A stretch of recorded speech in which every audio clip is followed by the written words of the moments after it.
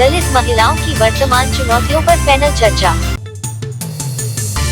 NCDHR SOCF के सहयोग से वीडियो स्क्रीनिंग के बाद एक पैनल चर्चा आयोजित की गई। अस्सलामु अलैकुम, मैं ज़मीर अहमद अंसारी और आप देख रहे हैं जेड न्यूज़ फॉर यू। अर्ज़ यह है कि आपने अपने channel Z news for you को अभी तक सब्सक्राइब नहीं किया है तो सब्सक्राइब करें और साथ में दिए हुए बेल आइकन को भी दबाएं, जिससे हमारी आने वाली सभी वीडियोस के नोटिफिकेशन सबसे पहले आपको मिल सकें।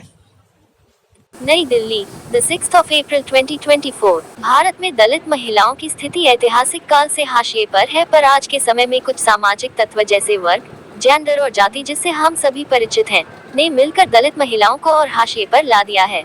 दलितों के लिए उठाए गए सकारात्मक कार्यवाहियों और सुरक्षात्मक कानूनी उपायों को जातिगत संरचना ने लगातार नाकाम साबित किया है।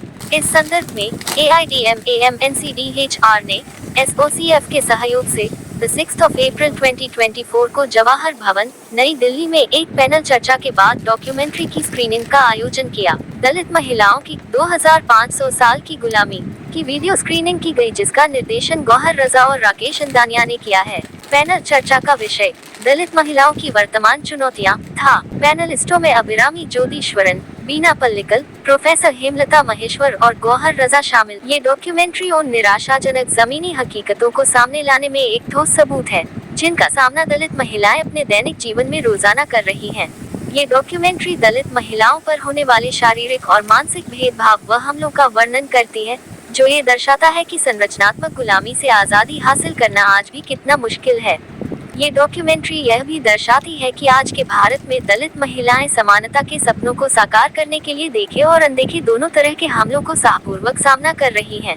ये सर्वव्यापी जाति व्यवस्था की जड़ें गहरी होने का प्रमाण सामने लाती है, जो अपराधियों, प्रमुख जातियों और अधीन दलितों दोनों को अमानवीय बनाती है। संक्षेप में ये डॉक्यूमेंट्री उस दुष्प्रचार की जड़ पर प्रहार करती है कि भारत में जातिगत भेदभाव या तो कमजोर हो गया है या समाप्त हो गया है। AIDMAM के महासचिव अभिरामी ज्योतिश्वरन ने पैनल चर्चा के दौरान कहा, जब भी दलित महिलाएं अपने अधिकारों का दावा करती हैं तो उन्हें तथाकथित दबंग जाति के पुरुषों से विभिन्न प्रकार की हिंसा, अत्याचार का सामना करना पड़ता है।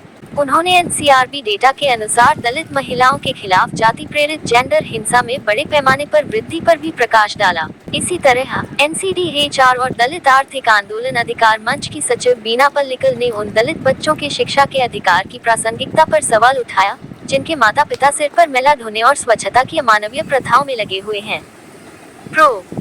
हेमलता महेश्वर ने कहा कि दलित समुदाय को सामूहिक रूप से समाज में गहराई से जटिल जाति संरचना के खिलाफ खुद को संगठित करना होगा।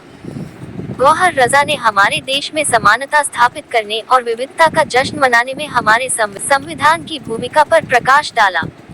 अखिल भारतीय दलित महिला अधिकार मंच NCDHR का दृढ़ विश्वास है कि दलित महिलाओं के बीच नेतृत्व ही जाति और लिंग आधारित हिंसा को समाप्त करने और दलित महिलाओं के मानवाधिकारों को सुनिश्चित करने की एकमात्र कुंजी है।